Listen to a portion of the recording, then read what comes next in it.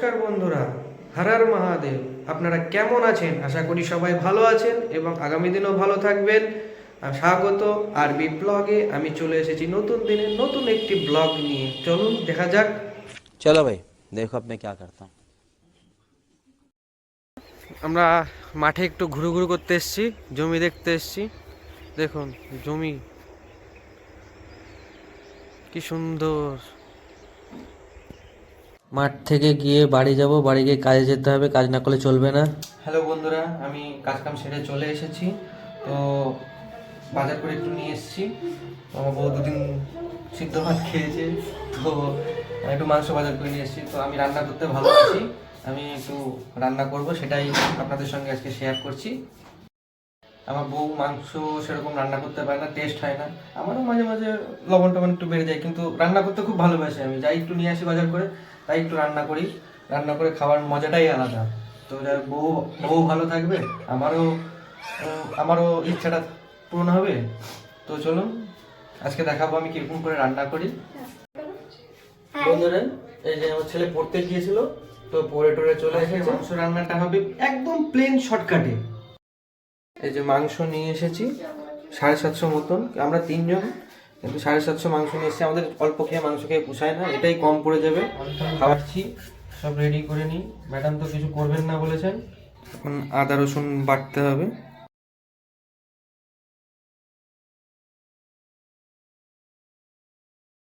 তো বন্ধুরা, আদা রসুন মাখা হয়ে গেছে, এখন মাংসটাকে তৈরি করব। তো একটু মোটামুটি তেল দিয়ে দিলাম, একদম শর্টকাট পদ্ধতিতে। হ্যাঁ, আদা রসুনের পেস্টটা, জিরার পেস্টটা দিয়ে দিলাম, লঙ্কা, বলো, এই যে টমেটো, যে পেঁয়াজগুলো কাটলাম, পেঁয়াজগুলো দিয়ে দিলাম।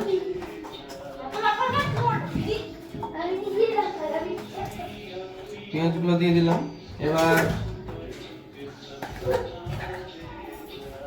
ইচ্ছা মতন হলুদ দিয়ে দিলাম। তো লঙ্কা বেশি খাই না বলে শুধু কাঁচা 4 থেকে 5টা লঙ্কা দিয়েছি, আর কিচ্ছু দেবো না। এবার দেবো লবণ পরিমাণ মতন, ঠিক আছে, পরিমাণ মতন লবণ দিয়ে দিলাম। এবার জাস্ট মাখাবো। এবার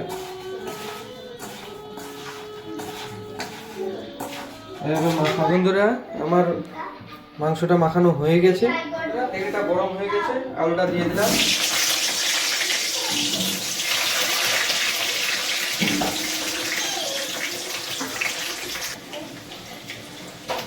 তো বন্ধুরা, আলু কড়া করে ভেজে নিয়েছি, এবার মাংস চাপাবো।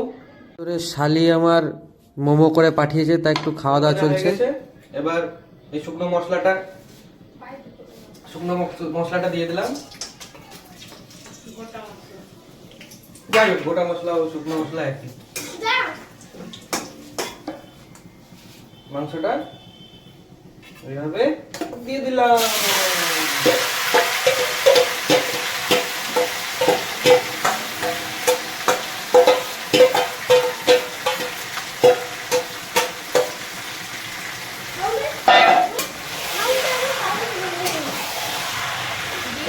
গরম হয়ে গেলে একটু মাংসটা ভালো করে নাড়াচাড়া করে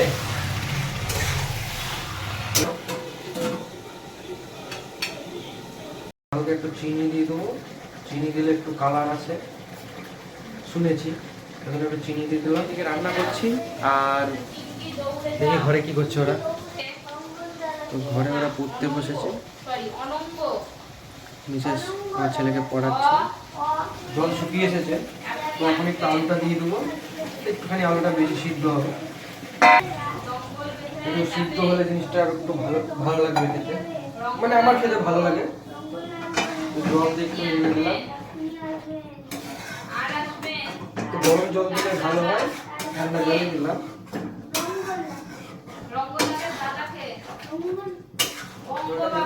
জলটা শুকাবে, একটু জল দিয়ে ফুটিয়ে নামিয়ে দেবো।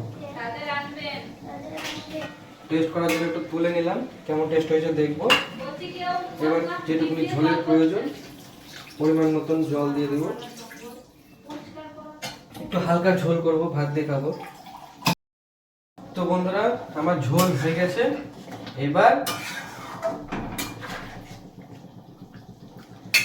মিট মশলাটুকুনি গ্যাসটা অফ করে দেবো। মিট মশলাটা দিয়ে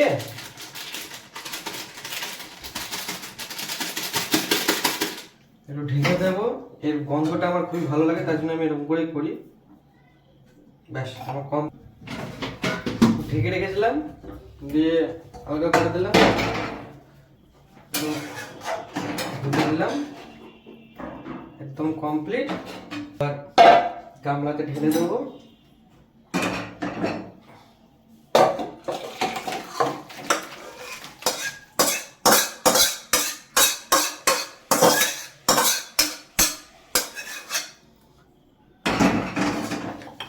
তো বন্ধুরা এই যে আমার মাংস রেডি, গরম গরম মাংস। কালারটা কেমন হয়েছে অবশ্যই জানাবেন কমেন্ট বক্সে, আর ভালো লাগলে লাইক শেয়ার সাবস্ক্রাইব অবশ্যই করবেন। তো রান্না বান্না হয়ে গেছে, এখন খাওয়া দাওয়া হবে। এই যে দেখুন মাংস, আমার ছেলে লেগ পিস খাচ্ছে দেখুন। বাবা বাবা মাংস কেমন লাগছে? তো একজনা বেশি ভাত খাবে আজকে, গান্ডে পিন্ডে গিলবে। আমরা খাওয়া দাওয়া করি বন্ধুরা। আগাম জানাই গুড নাইট, আবার দেখা হচ্ছে আগামী ব্লগে।